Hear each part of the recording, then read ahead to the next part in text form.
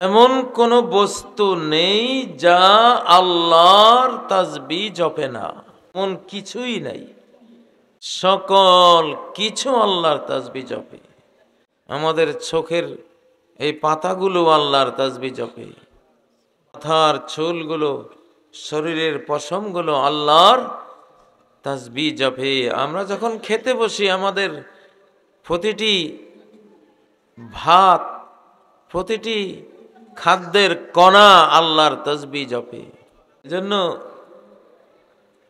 Plate চেটে খেতে হয়, কিছু রেখে দিলে খাদ্যগুলি লানত দেয় যে আমাকে শয়তানের জন্য কেন রেখে গেলে, শয়তান খাচ্ছে আমাকে।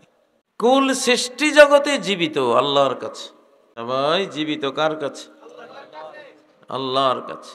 সবাই তাসবিহ জপে। এই লোহার রডগুলো, এই ক্যামেরাগুলো, মোবাইলগুলো আল্লাহর কাছে জীবিত, সবাই তাসবিহ জপে। এখন বিজ্ঞানীরা এগুলি দেখতে পাচ্ছে যন্ত্র দিয়ে যে সবার মধ্যে সাউন্ড আসতেছে, কম্পন আসতেছে, আলো ফ্লাশ হচ্ছে, মহাশূন্যে ফেরেশতাদের তাসবিহ জপার, চন্দ্র সূর্য ইত্যাদি তাসবিহ জপার সাউন্ড রেকর্ড হচ্ছে। নুরিহিম আয়াতিনা ফিল আফাক, আমি দিক দিগন্তে, আকাশে জমিনে সর্বত্র আমার নিদর্শনগুলো মানুষকে তাদের চোখ দিয়ে দেখতে পারে এমন করে শো করব, দেখাবো আমি। আমরা সেই যুগে আসছি। এখন শুধু কোরআন শোনার বুঝার যুগ না, কোরআন দেখারও যুগ। এখন কোরআনের আয়াত এখন দেখারও যুগ। কি আমার ওয়াজের বিষয়বস্তু হলো কাটার সময় হয়েছে, ধান পাকছে, এখন কাটার সময় হয়েছে। হয়তো বা ভাবছেন ধান পাকছে, কাটার সময় হয়েছে, ধান কাটার সময় হয়েছে। অনেকেই চিন্তা করতেছেন কি বিষয় নিয়ে আজকে কথা হবে। তাহলে এই ধান বলতে কোন ধান? এটা কি ক্ষেতের ধান? এটা ক্ষেতের ধান না, এটা হলো মানুষ ধান। কি ধান? মানুষও ধান গাছ, মানুষও গমের গাছ, মানুষও ভুট্টার গাছ। আল্লাহ তাআলা মুহাম্মদ সাল্লাল্লাহু আলাইহি সাল্লাম আর তার সাহাবীদেরকেও শস্য ফসলের গাছের সাথে তুলনা দিয়েছেন। মানুষের জীবন আর একটা গাছের জীবন সেম। কাযারইন আখরাজা শাতআহু ফাআযারা, মুহাম্মদ সাল্লাল্লাহু আলাইহি সাল্লাম আর তার সাহাবীরা যেন কাযারইন, একটা ফসল, শস্যের গাছ, আখরাজা শাতআহু, তার পাতা মাত্র মেলেছে, ফাআযারাহু, তারপর সেটাকে শক্তিশালী করেছে, ফাস্তাগলাযা, ধানের মোছা দেখেন না, ধানের মুঠা প্রথমে একটা, পরে আস্তে আস্তে আরো 3টা 4টা বের হয়, গোছা বের হতে হতে পারে এরকম হয়।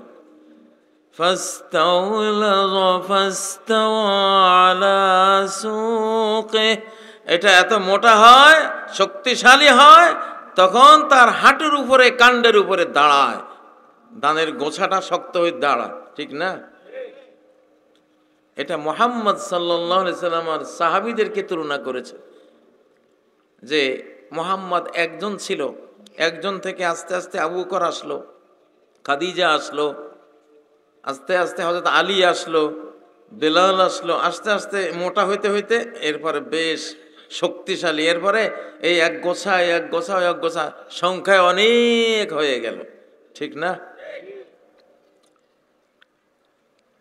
মানুষের জীবনটা ফসলের গাছের মতো। আল্লাহ নিজেই, যিনি বানিয়েছেন মানুষ আর ফসল, তিনি বলতেছেন। সূরা কাহফে আল্লাহ বলেন, ইন্নামা মাসালুল হায়াতিদ দুনিয়া কামা, তোমাদের যে জাগতিক জীবন, পৃথিবীর জীবন, একটা উপমা, উদাহরণ দিয়ে বুঝো। যেন আকাশ থেকে আমি পানি নাজিল করেছি, বৃষ্টি দিয়েছি। কামাইন আনজালনাহু মিনাস সামা, আমি আকাশ থেকে বৃষ্টি দিলাম। ফাখতালাত বিহি নাবাতুল আরদ, ওই পানি পেয়ে তার সাথে মিলেমিশে বেড়ে উঠল মাটির উদ্ভিদ, ফল ফসলের গাছ। আল্লাহ বলছেন তুমিও ওই রকম মাটিরই উদ্ভিদ। আমি ধান গাছটাকে যেমন মাটি থেকে সৃষ্টি করেছি, তোমাকেও মাটি থেকে সৃষ্টি করেছি। তাহলে আমি যে বললাম ধান কাটার সময় হয়েছে, এই ধান কাটা মানে মানুষ কাটা, মানুষ কাটার সময় হয়েছে। ক্ষেতের ধান কাটে ওই ধানের গৃহস্থ, আর এ মানুষ নামক ধানের গৃহস্থ কে? কে? আমি দেখি এখন মাথাগুলি পাকছে, আমাদের মাথাগুলি পাকছে। নোয়াখালীতে কি কয়, দানের সময় হয়েছে নাকি কয় না? কামলা বদলা মুনি ভাইয়েরা কই যখন দান দাইতে যাইতেছে, দান দাইতে যাইতেছে মানে কাটতে যাচ্ছি। এখন পৃথিবীতে শুধু বাংলাদেশে না, সারা পৃথিবীতে এখন ধান কাটার সময় হয়েছে। মানুষের কল্লাগুলি পাকছে, এটা হলো এখন ধানের শীষ। মাথাগুলি কি? ধানের শীষ। যিনি গৃহস্থ মালিক, যিনি এই ফসল করেছেন, তিনি এখন কাটবেন। যেগুলি পাকি গেছে এগুলি কাটবেন, আর যেগুলি পাকে নাই ওগুলি থাকবে। কারা কারা পাকতে চান? পাকাগুলি কাটা পড়বে, এখন পাকা যাবে না। কাঁচা সবুজ থাকতে হবে। কি থাকতে হবে? সবুজ সতেজ থাকতে হবে। সবুজ সতেজ থাকা যায় কি দিয়া, আর পাকে কি দিয়া এটা বলবো। অসময়ে আম পাকে না, হয়তো একটা কীট, একটা পোকা, একটা হুল ফুটিয়ে দিয়েছে। আম পাকবে আরো ৩-৪ মাস পরে, কিন্তু সে আম পেকে গেছে দেখা গেল ৩ মাস আগে। ঠিক না? বুঝা গেল কোনো একটা দোষ ভিতরে ঢুকলে ওটা তাড়াতাড়ি পেকে যায়।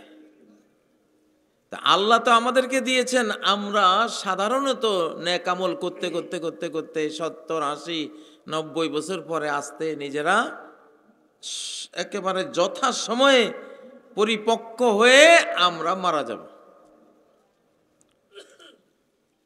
কিন্তু যদি অসময়ে দোষের কারণে, ভাইরাসের কারণে, জীবাণুর আক্রমণের কারণে অসময়ে পেকে গেছে, তাহলে তো এগুলি সমস্যা। এগুলি কি করতে হবে? এগুলি অসময়ে পাকছে, তো পাকা ধান কি খেতে রাখে না কাটি ফেলে? সুসময়ে পাকুক আর অসময়ে পাকুক, পাকার পরে তো আর খেতে রাখা যায় না। আমি পৃথিবীতে দেখতে পাচ্ছি অনেক কোটি কোটি কোটি, শত শত কোটি মানুষের এই মাথা পাকি গেছে, পাপের মাথা পেকে গেছে। এখন কাটার সময় হয়েছে, ধান কাটার সময় হয়েছে।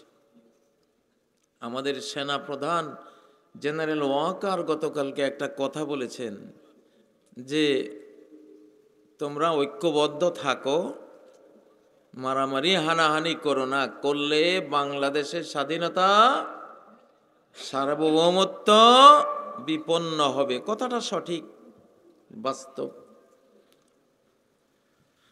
জাতি বিভক্ত হলে দুই দলে মারামারি করবে, তার ভেতর থেকে তৃতীয় শক্তি একটা বেরিয়ে দেশটা মেছাকার করে দেবে। এটা নিয়ম। এটা কি নিয়ম? তৃতীয় শক্তি বেরা মারামারি করলে। এখন জেনারেল ওয়াকার তো বললেন আপনারা ঐক্যবদ্ধ থাকেন, মারামারি করবেন না। আমি বলবো ঐক্যবদ্ধ থাকে কেমনে, কি দিয়া? আর মারামারি হয় কেন, কি দিয়া? জানা উচিত কিনা? আমি ঐক্যবদ্ধ থাকতে চাইলেও পারবো না যদি ঐক্যবদ্ধ থাকার যেই মূল কাজ, চেতনা, বিশ্বাস, বক্তব্য, কর্ম আমার জীবনে না থাকে, আমি ঐক্যবদ্ধ থাকতে পারবো